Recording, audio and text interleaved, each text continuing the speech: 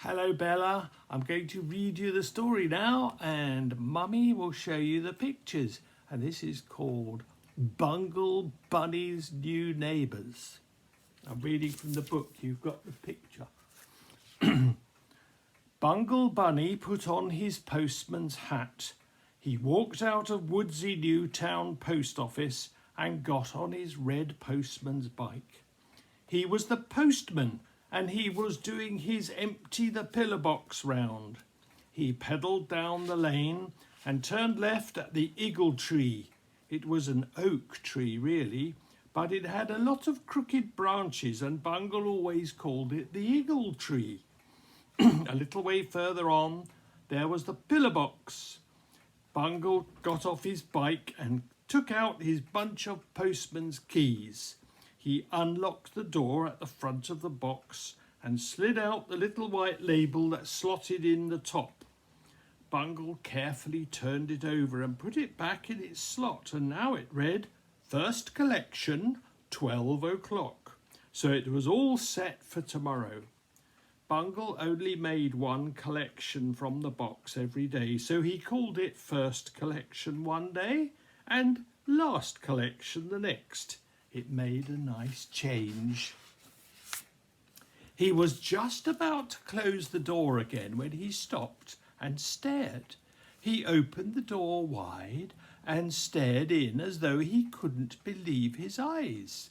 Lying in the bottom of the box was a card. Someone had posted a card.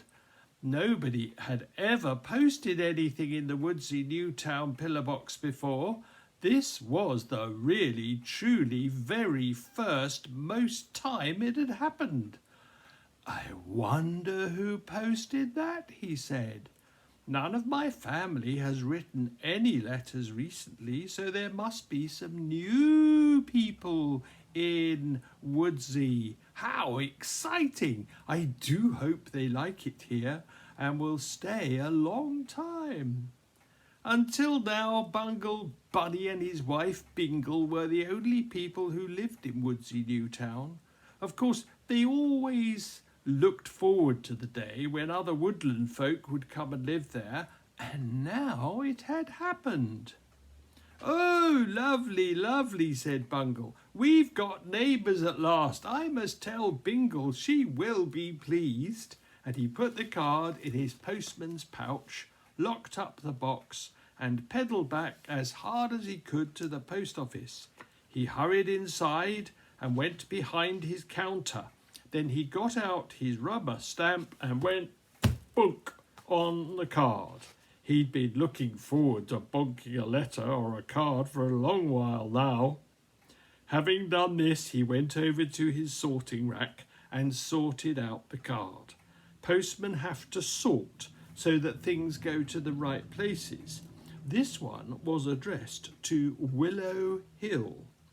Bungle carefully put it in the right pigeonhole in the rack and then went to find a mailbag so that he could put the card in it and then take it down to Coppice Junction to put it on the train.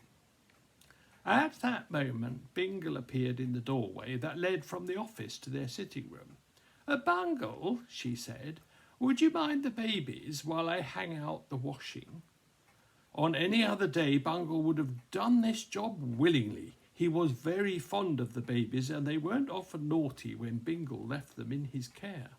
But this was no ordinary day. Today he had an important job to do and couldn't spare a moment. "Sorry," replied Bungle importantly. "I'm much too busy. Heavy mail this morning, you know. Got to get it on the mail train at Coppice Junction." "The mail must go through." "Mail?" gasped Bingle. "Just cleared the letterbox," declared Bungle. "Heavy mail. Biggest collection yet." "How exciting!" cried Bingle. "People posting letters in our own pillar box. How many letters were there?" "I am not allowed to say," declared Bungle very importantly. "We postmen are not allowed to tell the public the details of our work." "But I'm not the public. I'm the assistant postmistress. I have to take over if you're ill or anything." You can tell me, Bungle. Well, yes, I suppose I can. As a matter of fact, there was just one. Only one letter? It was a postcard, said Bungle, in a very small voice. A postcard? All that fuss for one postcard? Bingle went off into peals of laughter. Then she saw the postcard sitting in its pigeonhole in the rack. But before Bungle could stop her, Bingle had taken it down and was reading it.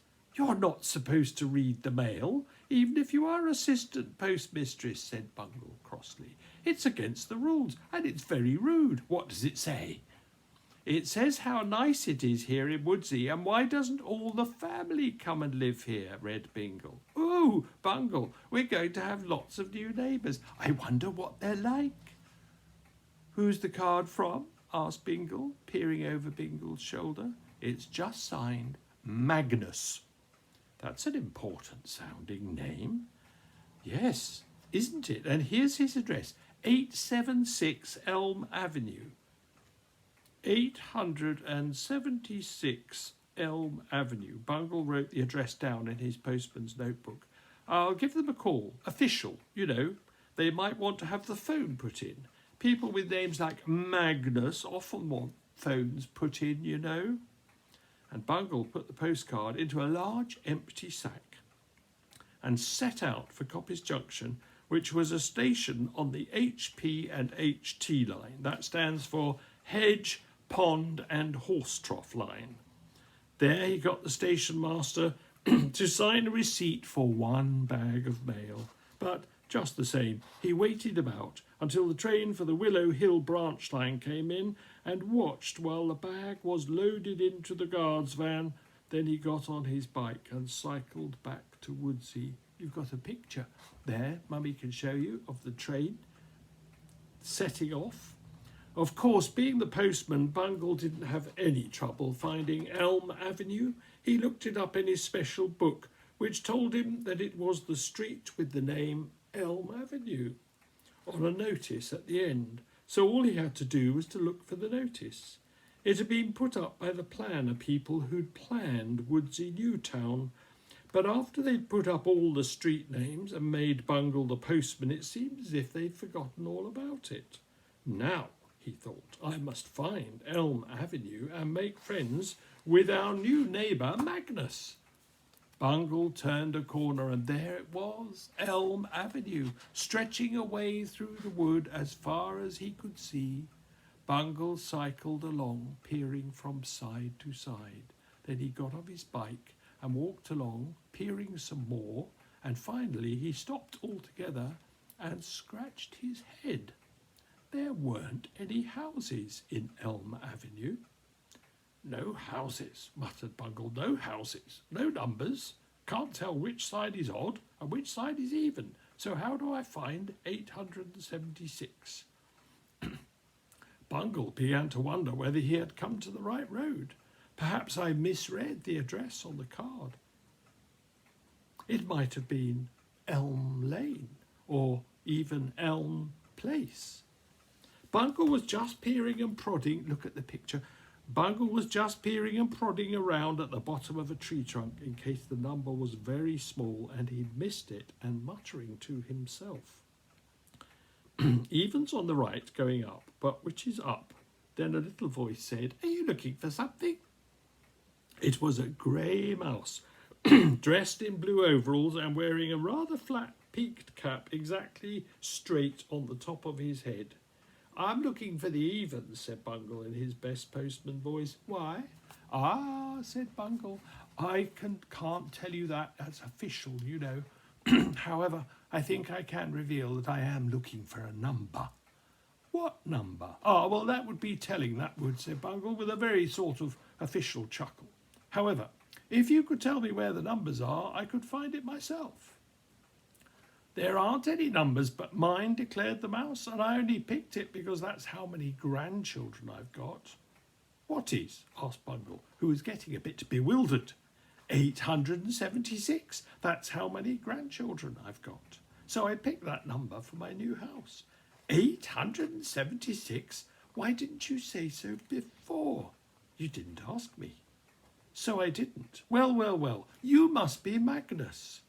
That's right, I'm Magnus Mouse, he frowned at Bungle. But you were looking for my house officially, weren't you? I hope nothing's wrong. Official things are always so scary.